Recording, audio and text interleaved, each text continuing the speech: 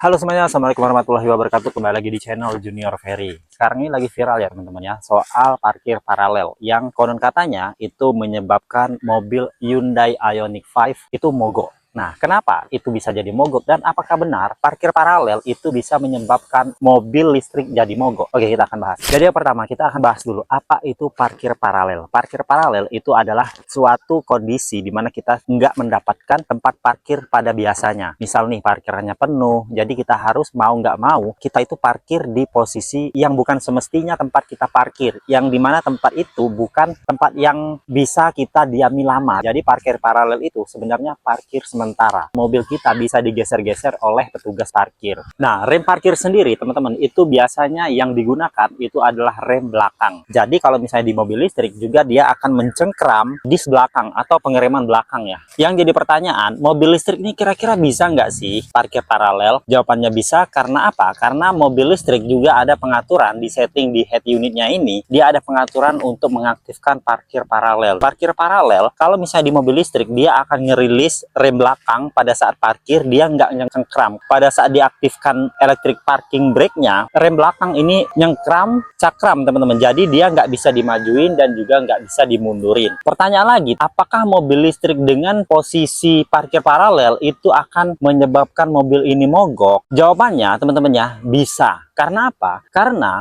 mobil listrik pada saat posisi parkir paralel otomatis nggak di posisi P. Sistem akan mengubah shifternya menjadi N. Pada saat shifter mobil listrik itu berada di posisi P dan di posisi N, itu konsumsi baterainya berbeda. Jika shifternya berada di posisi P, hanya mengkonsumsi kurang lebih 1% saja. Dan itu aman untuk ditinggalkan dengan waktu yang cukup lama. Dan jika parkir paralel diaktifkan, otomatis mobil ini shifternya pada posisi N. Nah, pada posisi N, kabel listrik dari baterai besarnya ke baterai kecilnya itu juga terputus. Jika posisi N ini diaktifkan atau shifternya berada di posisi N, baterai kecil dari mobil listrik itu akan menahan secara terus-menerus agar electric parking brake ini enggak mencekram atau enggak mengunci dari pengereman belakang. Jadi dia menonaktifkan cakram belakang ini agar tidak mencengkram, dan kalau misalnya dipaksain makin lama baterai kecilnya ini akan tekor. Karena apa? Karena kan daya dari baterai besarnya itu terputus, sedangkan baterai kecilnya harus tetap bekerja menahan electric parking brake ini agar tidak aktif. Terus juga dia masih mengkonsumsi listrik, seperti masih bisa diaktifkan untuk electric seatnya dan juga modul seluler, terus untuk elektrik kecilnya. Nah, jadi itulah indikasi dari kenapa mobil listrik yang sedang terjadi sekarang ini mogok, karena baterai kecilnya itu soak. Baterai kecilnya kehabisan daya karena dia nggak tersambung dengan baterai besar, tapi dia secara terus-menerus menahan parkir belakang agar tidak mencengkram, agar tidak bekerja. Jadi teman-teman, kira-kira parkir paralel itu diperbolehkan atau tidak? Jadi jawabannya adalah diperbolehkan, akan tetapi dengan kondisi tertentu. Yang pertama itu jika kita menemukan tempat parkir yang berlapis dan juga tempat parkir yang padat, kita boleh mengaktifkan mode parkir paralel pada mobil listrik. Tapi itu kan nggak berlangsung lama, nggak berlangsung berhari-hari. Nggak mungkin kita parkir di sana, parkir paralel itu berhari-hari teman-teman ya. Terus juga yang kedua, pada saat dyno test. Dyno test itu kita merilis semua ban agar bisa berjalan. Karena dyno test itu kan dia mengetes keempat dari roda mobil ini agar bisa dicatat atau direkam teman-teman ya, untuk performanya, terus juga untuk data-data yang diambil, untuk agar bisa direkam. Satu lagi tambahannya yaitu pada saat mobil ini di towing. Mobil ini naik ke towing, misalnya ada sesuatu kejadian dia harus di towing, itu boleh kita mengaktifkan trailer mode agar bannya nggak ngunci. Nah, bagaimana sih untuk mengaktifkan parkir paralel atau trailer mode? Yuk kita sekarang praktekkan di sini. Kebenaran yang kita gunakan ini adalah BYD Atto 1. Sekarang ini untuk setiap masing-masing brand, masing-masing tipe merek mobil itu berbeda-beda cara mengaktifkan trailer mode atau parkir paralelnya teman-teman. Kalau untuk di BYD Atto 1 ini masuknya ke sini nih, pilih setting.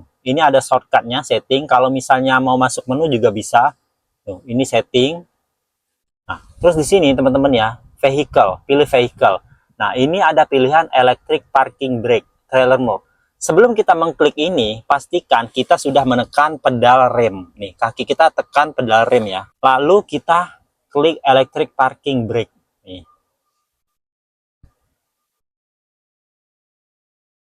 Nah, mobil ini ngerilis. Terus juga ada tulisan di sini, insufficient parking brake sliding risk. Nah, dia udah memberikan warning, teman-teman ya. Tuh, kita lepas.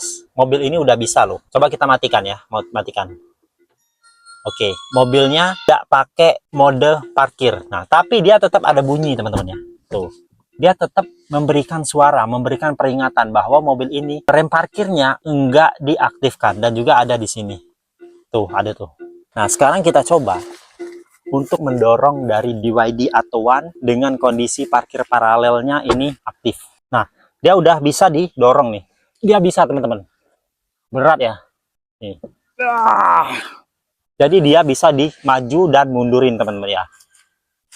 Oke teman-teman, nah jadi itulah beberapa penjelasan untuk electric parking brake dan juga parkir paralel pada mobil listrik. Mobil listrik itu bisa, jawabannya bisa parkir paralel, tapi emang kita disarankan untuk tidak berlama-lama untuk melakukan parkir paralel, karena aki kecilnya kemungkinan besar akan tekor karena dia nggak ada asupan dari energi baterai besarnya, sehingga dia tekor dan nggak bisa starting awal. Kalau bahasa orang awamnya tuh starting awal, teman-teman ya, nggak bisa starting awal untuk head unit, sistemnya dia nggak bisa mengaktifkan, sehingga dia nggak bisa ngebangunkan baterai besarnya itu. Jadi dari baterai kecil itulah dia bisa memulai sistem mobil listrik. Kalau misalnya baterai kecilnya itu udah drop, udah nggak bisa aktif, atau dia emang udah mati, otomatis dia nggak bisa menghidupkan atau menyalakan semua sistem yang ada di mobil listrik ini, teman-teman. Nah, jadi sekianlah teman-teman ya untuk penjelasan kita kali ini. Semoga video ini bermanfaat dan semoga menjadi salah satu edukasi. Ya, kalau misalnya ada salah-salah kata saya, boleh komen di kolom komentar, dan juga saya memohon maaf. Terima kasih. Wassalamualaikum warahmatullahi wabarakatuh.